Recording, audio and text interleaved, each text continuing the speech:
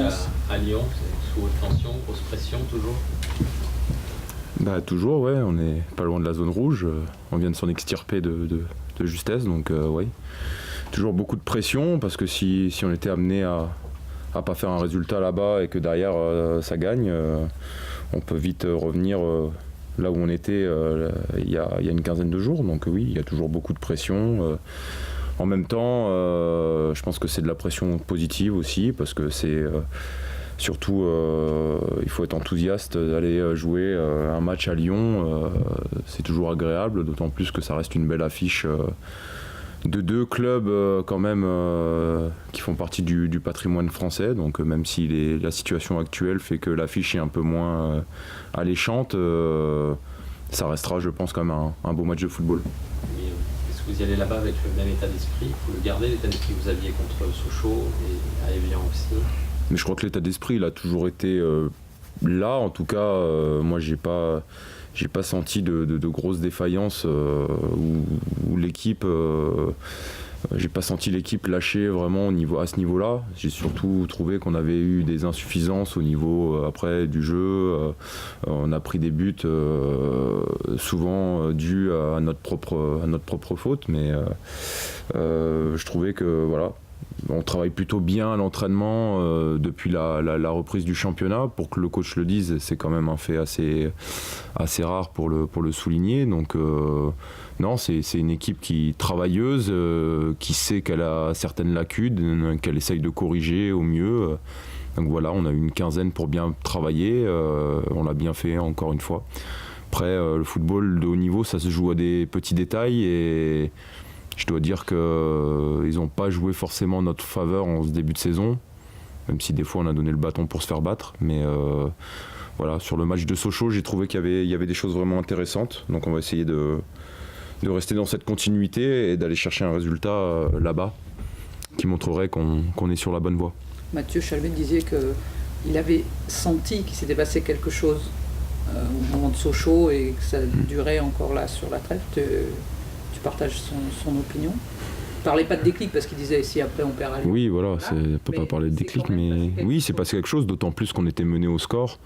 Après un bon début de match, prendre ce but aurait pu totalement annihiler nos chances de remporter la victoire. Au contraire, il y a eu un moment justement où on s'est tous un peu regardés quand on a pris le but, histoire de se dire, il a suffi de quelques regards pour se dire bon allez, on passe à autre chose et on essaye d'avancer, alors que peut-être fut quelques semaines en arrière, on aurait baissé la tête et puis on aurait subi la situation. Donc ouais, je pense qu'il y a eu un changement à ce niveau-là, une envie de se révolter et de dire stop, allez, on passe à autre chose et puis on va essayer d'aller chercher cette équipe, et puis c'est ce qu'on a fait. D'avoir une vraie cohésion de groupe quelque part, et un vrai bloc aussi.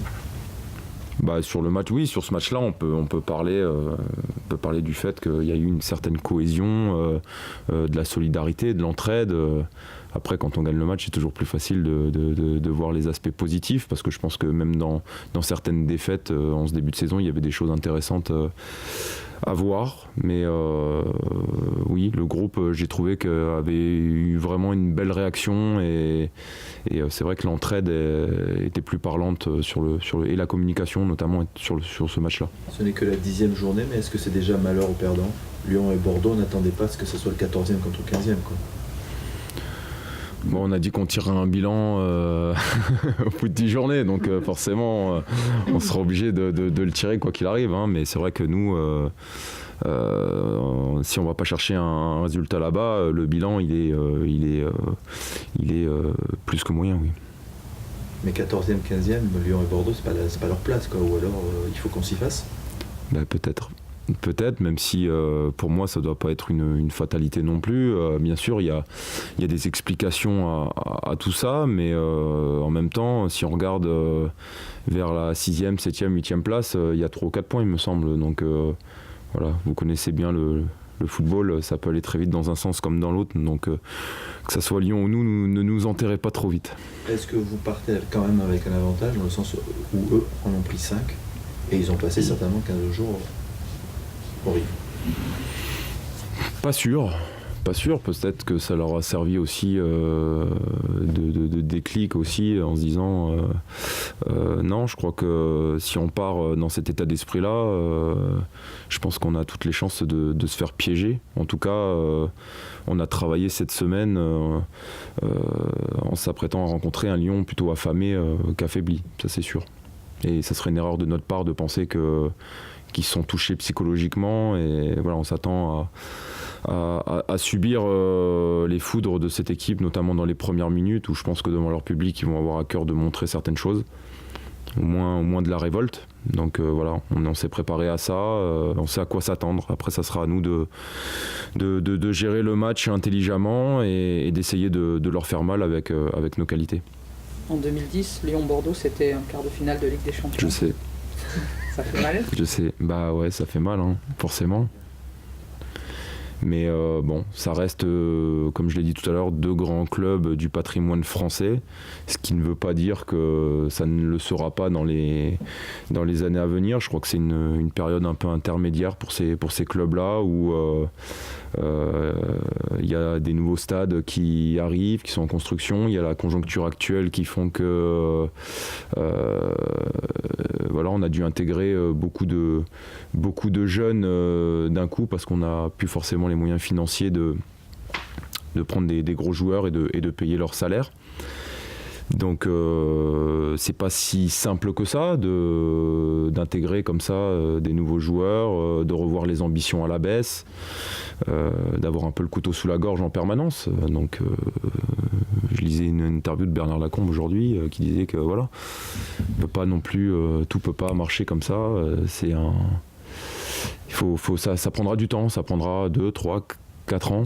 Mais voilà, peut-être qu'avec les entrées dans le nouveau stade et des comptes remis à l'équilibre, ces clubs-là auront un avenir un peu plus radieux. C'est pas une autre époque. C'est pas une autre époque d'un autre football français, quoi. L'affiche du quart, tu penses que ça peut revenir? Oui, je pense que ça peut revenir. Ça serait malheureux que ça ne soit pas. Il faut quand même pas être fataliste non plus. Donc non, je pense que c'est des clubs qui sont amenés dans les années à venir à revoir le haut du pavé français, mais aussi européen. Mathieu nous disait que sur l'entraînement avant Sochaux, lorsque les ultras sont venus, il a vu des joueurs qui habituellement ne taclaient pas, qui se sont mis à tacler. Il y a eu un changement d'état d'esprit parce que les ultras sont venus. C'est un ancien du club, il a ressenti. Ouais, mais après chacun ressent ce qu'il veut. Moi j'ai pas. Enfin après, chacun voit midi à sa porte. Moi j'ai pas eu besoin que les ultras viennent pour essayer de. C'est mon métier, je sais ce que j'ai à faire. Même si je trouve que leur venue a été vraiment quelque chose d'intéressant. En tout cas, ceux qui ont mené la discussion, c'était vraiment des gens intelligents. Ça s'est fait de fort belle manière. Ils avaient certaines requêtes, certaines inquiétudes. Donc ça s'est passé dans le calme et dans le respect. Donc c'est ça qui était bien. Après, de là dire oui, peut-être probablement que certains se sont sentis pousser des ailes. Mais ça peut inhiber aussi, hein, quand vous voyez plus d'une centaine de personnes qui débarquent comme ça. Bon. Mais bon, ça a été une bonne idée, puisque derrière, il s'en est suivi d'un bon résultat. Il faudrait peut-être qu'ils viennent chaque veille de match. On arrête les huis clos. Il faut arrêter les huis clos. Oui. Est-ce qu'on peut aller à Lyon avec de vraies intentions de jeu aujourd'hui? Ou alors il faut les attendre? Ça sera le choix du coach, mais... On verra. Je peux pas vous le dire. Il sait déjà. On a bossé pendant 15 jours, là, donc bon, vous verrez bien. Au niveau international, tu as vu qu'il y a eu du changement à la tête de la sélection polonaise. Oui. Comment tu réagis par rapport à ça? C'est sûr que ça tient à cœur. Oui, la sélection me tient à cœur. Après, l'avenir du sélectionneur, peu importe. Je crois que c'était pas le sélectionneur en soi qui procurait une gêne pour moi. C'est plutôt l'ambiance générale et les sphères plus hautes. Donc je crois que le changement d'entraîneur changera pas grand-chose à ma situation et à l'atmosphère ambiante là-bas. Est-ce que tu te sens prêt à faire grève? Oui, s'il le faut. Parce que voilà, je trouve qu'il y a certaines limites et je trouve qu'on n'est pas loin de les avoir franchies, ou on les a peut-être déjà franchies. Donc je crois que même si dans notre métier, il y a beaucoup d'argent, voilà, il y a certains. Moi, je trouve qu'il y a des choses qui sont un peu abusées. Je me lève tous les matins. Même si ça reste une passion, c'est un métier qui me demande une hygiène de vie au quotidien, qui me demande beaucoup de choses que pas énormément de personnes peuvent faire. S'il y a si peu d'élus, c'est qu'il y a bien une raison. Donc s'il faut suivre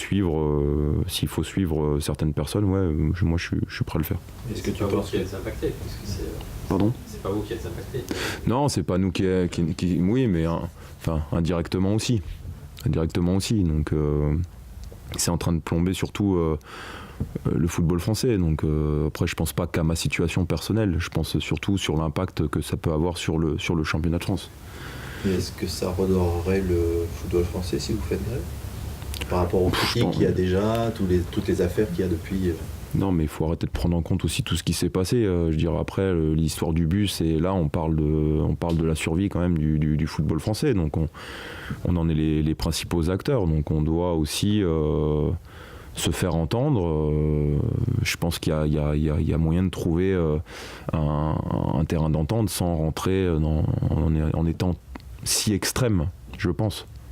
Après, moi, je suis Pardon, vous en parlez entre vous? Toi, tu as des amis Pas vraiment, non. Non, pas vraiment. Je crois qu'on a d'autres choses en tête en ce moment que de parler des impôts. Non, pas spécialement.